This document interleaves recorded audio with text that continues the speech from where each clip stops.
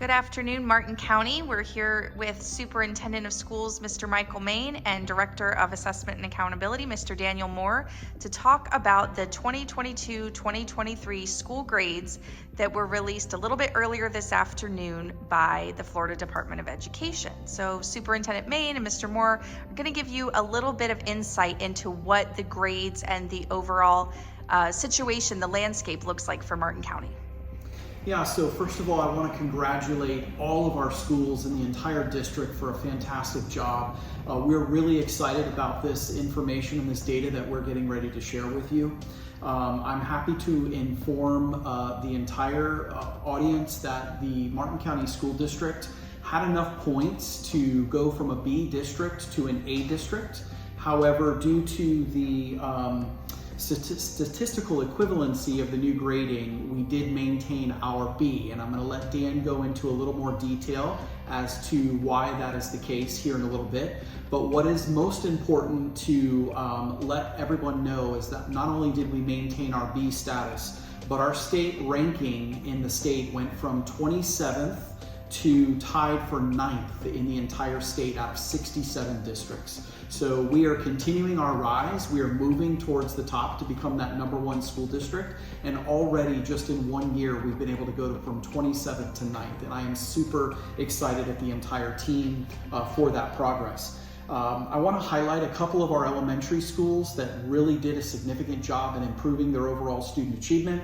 Port Salerno Elementary went from a D school to a C school, so no longer on that BSI list, at least at the intensity that they once were.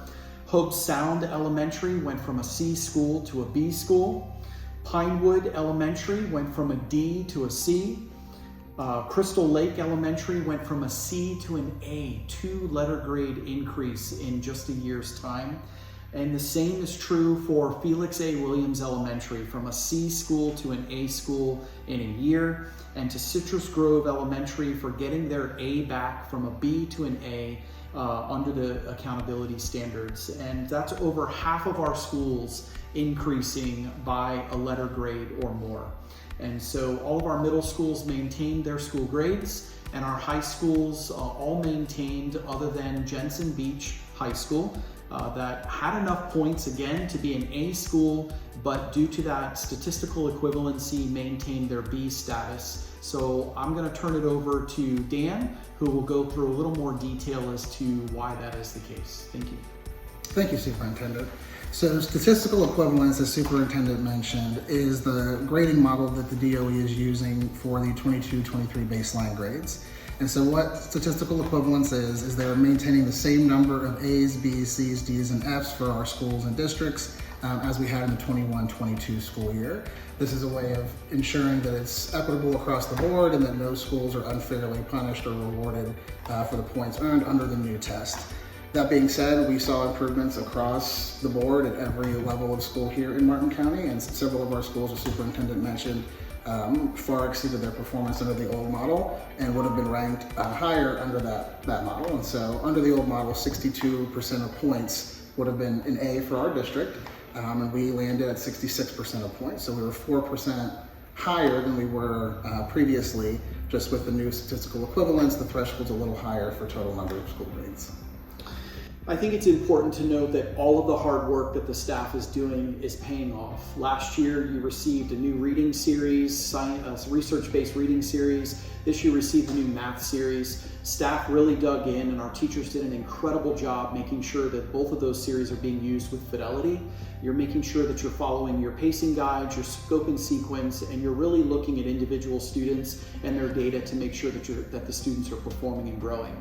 That hard work, although coming with some growing pains, pays off in the end. And we want to continue that momentum. We want to continue those strides in making sure that we're giving the very best instruction to our students at all times in the classrooms, and that as a district, we are continuing to provide the tools necessary for our schools and our principals, our administrators to be successful and to be able to provide that level of support to all of our teachers who are truly making the magic happen every single day, day in and day out in the classroom.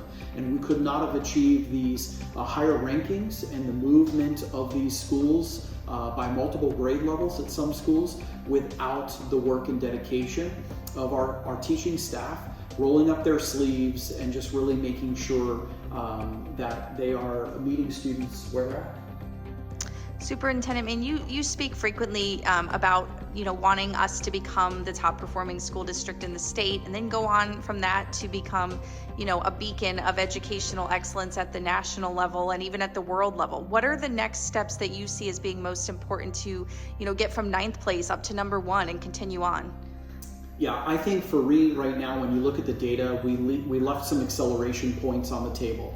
And so now it is the matter of the district team and the school-based team and administrators really looking at their individual scores and finding out where we lost those acceleration points or where we maybe didn't take advantage of putting acceleration points on the table, and making sure that we are placing our students in the right coursework to get those acceleration points.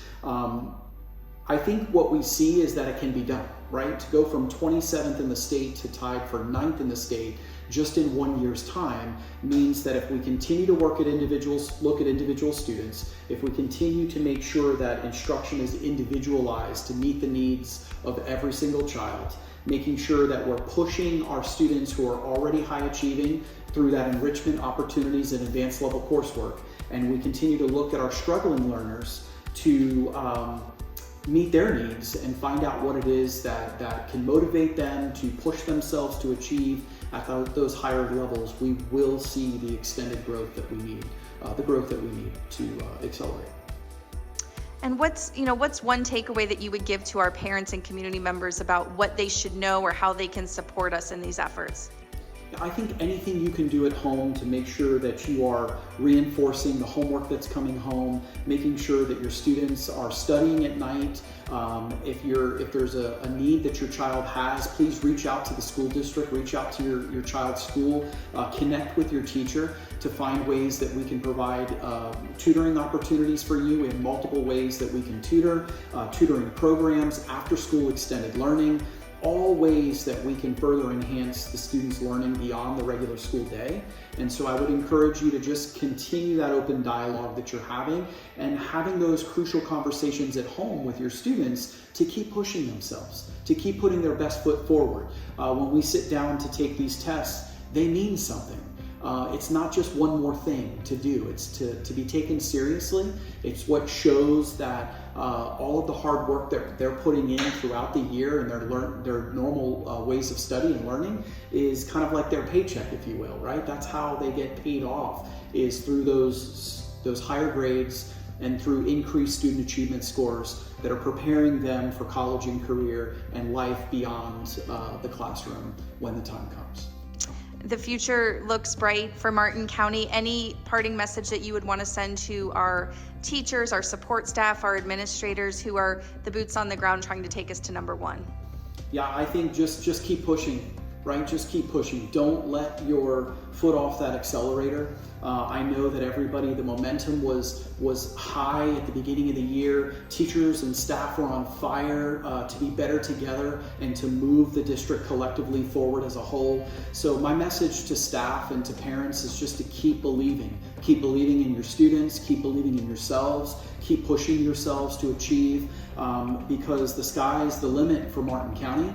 And I believe wholeheartedly, as I did from the moment I took this superintendent's job, that Martin County can and will be the number 1 district in the state of Florida, and it's done through the hard work and efforts collectively of every single staff member, principal, and administrator in our buildings, and it's just a huge heartfelt thank you for everything that you do.